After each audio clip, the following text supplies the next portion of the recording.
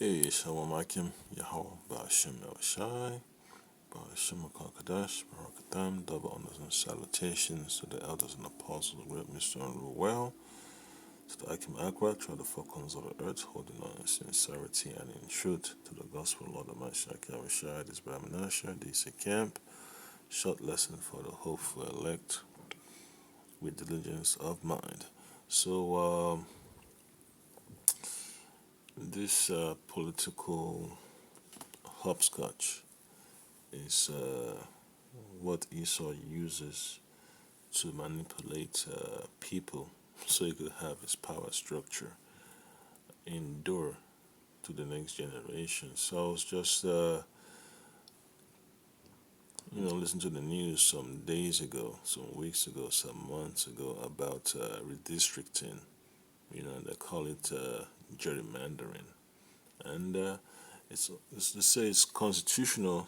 It's constitutional, but there's a process about how they have to redraw those those borders in the state, in the locality. They say, oh well, because of representation, demographic shift, and all that stuff. But at the end of the day, man, you know how it is. The money flows one way. Yeah, that money flows into the coffers of the elites, and that's one thing they're gonna do their darn best to maintain. Yeah, so this is the political illusion that our people always fall for. Every 2 years, every 4 years, when they vote, this is the Kool-Aid, the Kool-Aid of confusion, all right? That's the reason why, the Most High is called Babylon, you know, the land of confusion, Babel, America, the land of confusion. Like, you can't have no stability in this place. It's always chaos, chaos, chaos, chaos, chaos. If they're not starting a war, they're manipulating the laws to keep the people under the thumb of the super rich. You know, that's just how chaotic this place can be. That's just the game plan, the modus operandi of Esau. So all the states, man, are in the pockets of the elites. From California to Alabama, Texas, they've all been captured, by the elites. And, they're all states with puppets for the so-called New World Order, all right? So we're going to read a quick precept. You see how all, look at the map, man. There's nothing, man. There's nothing that talks about the inheritance of God, the inheritance of Ephraim, the inheritance of Issachar, Zebulun, the northern kingdom that resided here before the Edomites showed up, before the so-called white man showed up. So it just proves to you that the Lord really set up America as a dumping ground, at the end of, of its usefulness. That's just how it is. The land of confusion. There is no way around it. The Lord is not going to let this land be purified, man. It just had to be condemned. So we read a quick precept from the book of Deuteronomy, chapter 32, verse 8. When the Most High divided the nations, their inheritance, he separated the sons of Adam and set the bounds of the people according to the number of the children of Israel. All right, so that's how it is. The Lord has already given each nation their own geographical portion, geographical land, a land to populate. The Lord says, be fruitful and multiply. All right, Verse 9 says, "For the Lord's portion is his people. Jacob is a lot of his inheritance." So the Lord is always going to have his eye upon Jacob, and that's your so-called Negroes, so-called Latinos, and so-called Native Americans. Wherever we are on the face of the earth, the eye of the Lord is upon us. That's why the world is unstable, because our soul is not at rest. Okay, and that rest is only going to come when the Lord eliminates the instability out of our minds. The cause of that instability, which can be linked to Esau. All right. So when you have all these borders, you know, it's just colonizing and conquering, you know, making languages go extinct, destroying vegetation, destroying cultures, implanting people with its own ideology. That's why when people start to break out of this left right, Republican and Democrats Kool Aid drinking phase, you know, all of a sudden folks get angry. How dare you, buck the system? That's how people get ostracized. So you have to understand, man, we're in a process of rehabilitation, man. We have to be purged of Esau's doctrine, his doctrine of confusion. And that's the reason why, we need salvation, all right? So, there's this precept I need to bring out. It's from the book of Job, chapter 14. Okay, what does it say? In verse 4, it says, "Who can bring a clean thing out of an unclean? Not one." So there's no hope for America, man. America cannot be purified. You know, that's America's destiny. That's what the Lord has scheduled America to become, to be a wasteland. It's not going to be cleansed. That's just how it is. Its main purpose was to be a waste dump. And that's the vibration that we're picking up. The vibration that the elect is picking up about America, man. It's that spirit of Harlem, the spirit of wasteness. The spirit of Esau matches the spirit of America, man. The vibration of America. So the land was condemned to be wasted. That's why the Lord had to have a waster to destroy. So everything is coming into a clear view, and we see how the Lord is gonna make it happen. Because the Lord has put that vibration in certain places around the world, man. The vibration of what you call the omen nomen. So it has to be revealed in its time. So we're gonna read from the book of Ezekiel, chapter 37 and 22.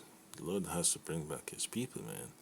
It says, "And I will make them one nation, and, all right, in the land upon the mountains of Israel, and one king shall be king of shall be king to them all." That's the Lord Amashak Yahushai. "And there shall be no more two nations, neither shall they be divided into two kingdoms anymore at all." So that's division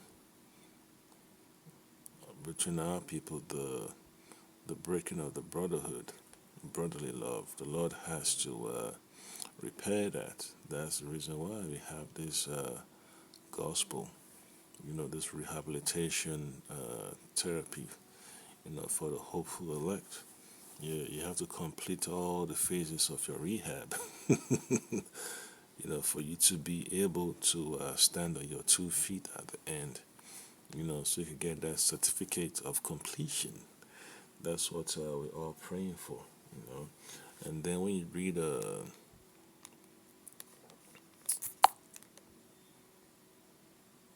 what, let me close this out. No, no problems.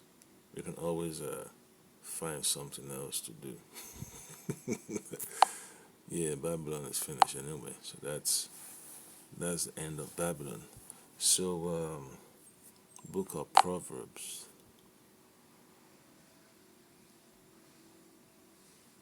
book of Proverbs, right here.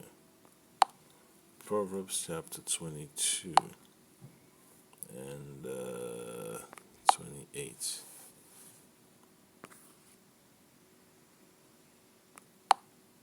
Let's see, 22 and 28. All right, it says, remove not the ancient landmark which thy fathers have set. Okay, so that's just the beauty of stability, man. The Most High put things in place for a reason, you know, so there can be structure without animosity, without chaos, without violence. But when you start having greed, covetousness, that's what happens. So this is exactly, the lesson we learn from studying the laws, man. When the laws of the Lord are not honored, you're bringing about confusion, and that's what we see to this day. That's what Esau's promoting: confusion, the the breaking of the laws of righteousness, the breaking of the commandments. All right. So we go to the book of Revelations. Let's see, chapter 16 and 19. It says, "And the great city was divided into three parts, and the cities of the nations fell, and great Babylon came in remembrance before Yahweh Bashim Shai Bashim Kakadash, to give unto her the cup of the wine of the fierceness of his wrath." So America, was divided about among the British, the French, and the Spanish. Okay, so you can imagine that chaos that was about to be unleashed upon the whole world. So America was basically used as a launching pad to cause chaos upon the face of the earth. So, what do you expect the Lord to do? The Lord has to eliminate it.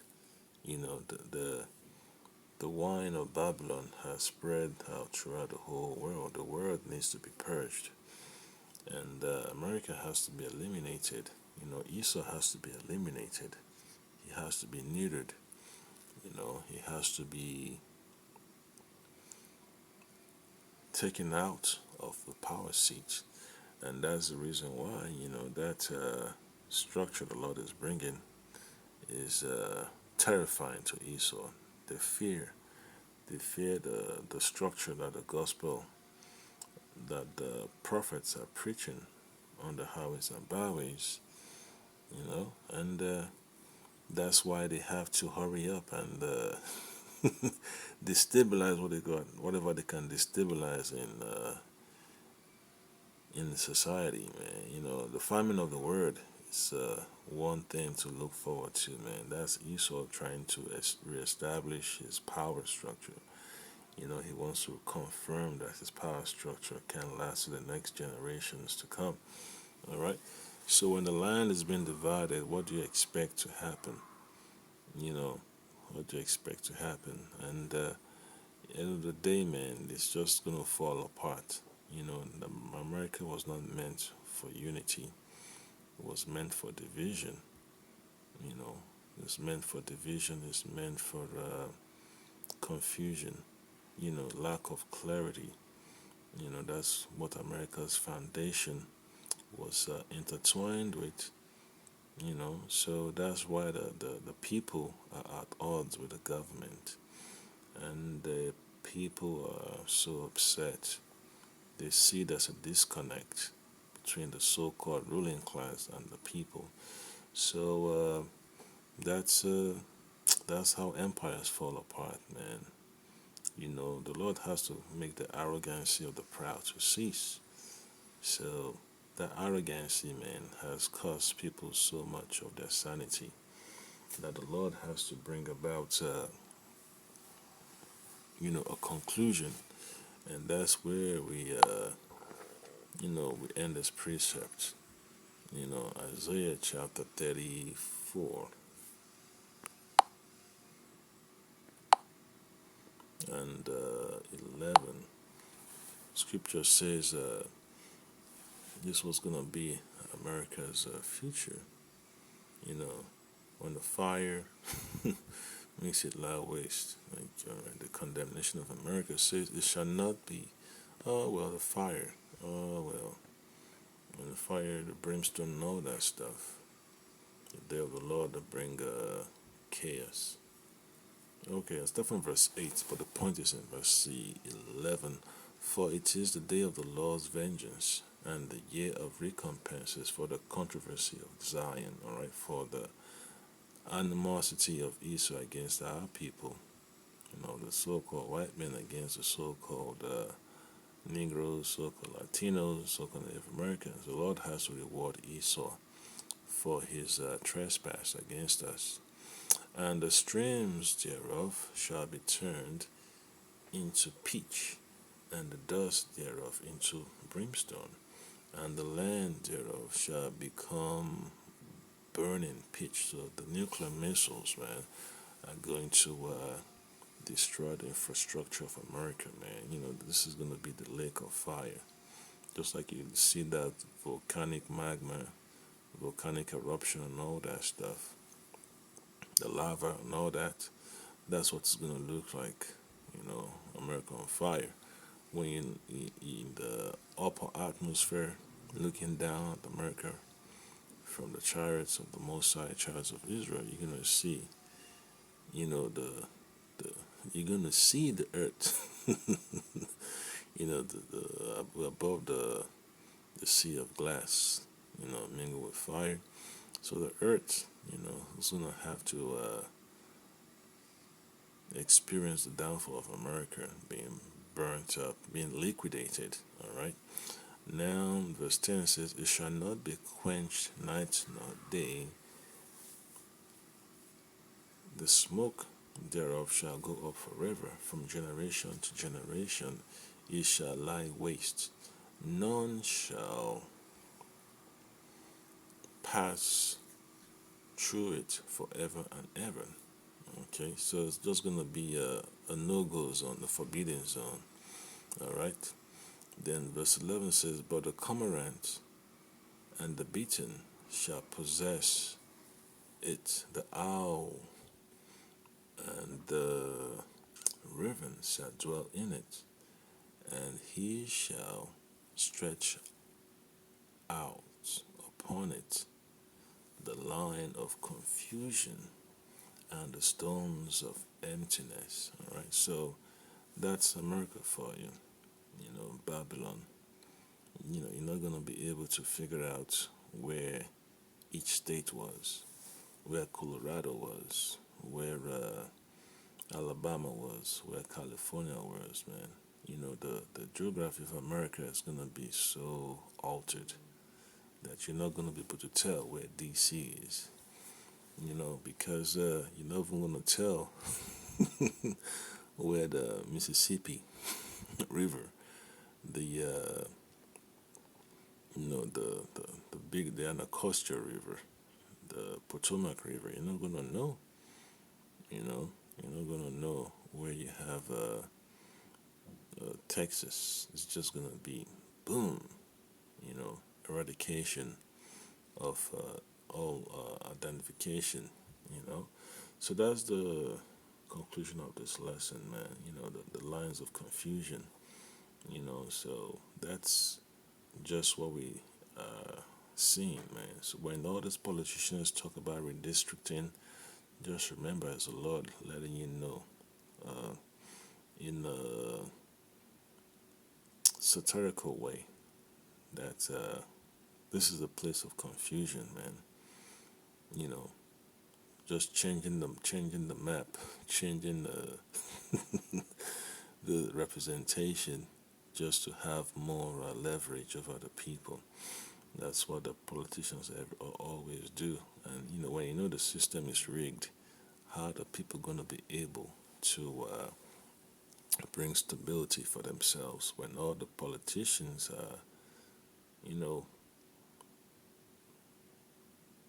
being hell bent on pleasing their so-called donor class? So that's just what it is. So you just have to look forward to more confusion in Babylon until the Lord pulls the plug on this place. Shalom.